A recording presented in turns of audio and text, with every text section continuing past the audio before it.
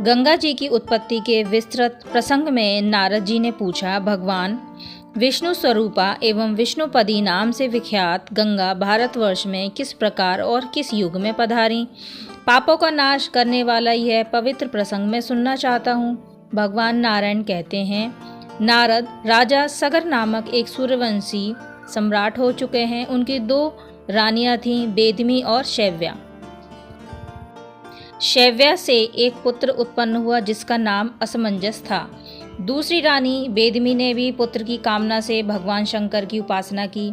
शंकर के वरदान से उसे भी गर्भ हो गया। पूरे 100 वर्ष बीत जाने पर उसके गर्भ से एक मांसपिंड की उत्पत्ति हुई।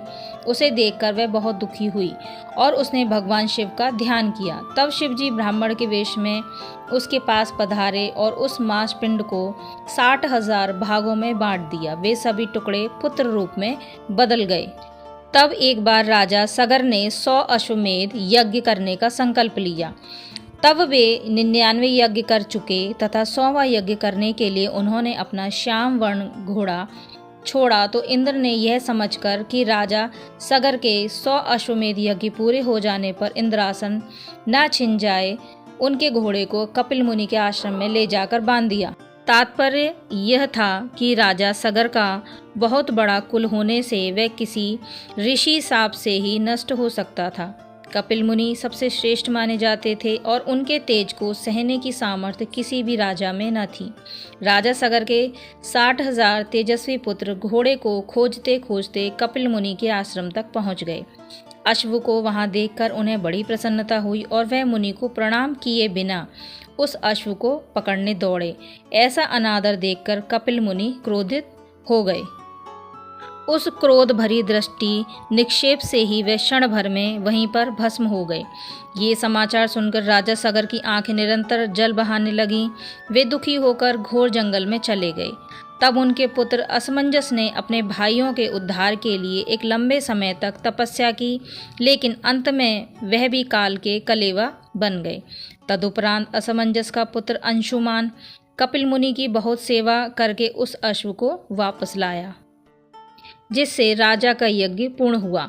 यज्ञ तो पूर्ण हो गया, लेकिन 60,000 राजकुमार भस्म हो गए थे। वे किसी प्रकार मुक्त न हो सके। अंशुमान ने उन राजपुत्रों की मुक्ति का उपाय भी कपिल मुनि से पूछा। तब उन्होंने कहा कि जब गंगा जी पृथ्वी पर आएंगी तभी उनका उद्धार होगा। अंशुमान ने गंगा जी को पृथ्वी पर लाने का भरकस प्रयास किया, किंतु असफल रहा। कालांतर में अंशुमान का पुत्र दिलीप राज्य का अधिकारी बना। उसने भी पिता की आज्ञा मानकर गंगा को लाने के लिए बहुत तप किया, परंतु वह भी सफल न हो सका। राजा दिलीप के पुत्र श्रद्धा रखने वाले भागीरथ भगवान के परम भक्त, विद्वान, श्री हरि में अटूट विश्वास रखने वाले गुणवान पुरुष थे। गंगा को ले आने का निश्चय करके उन्होंने बहुत समय तक तपस्या की। तब भगवान शंकर के साक्षात दर्शन हुए। उनकी दिव्य झांकी पाकर भागीरथ ने उन्हें बार बार प्रणाम किया और स्तुति की। उन्हें भगवान से अभिष्ट वर भी मिला। वे चाहते थे कि मेरे पूर्वज तर जाएं। भगवान ने गंगा से कहा, हे सुरेश्वरी, तुम अभी भारतवर्ष में जाओ और मेरी आज्ञा अनुसार सगर के सभी पुत्रों को पवित्र करो।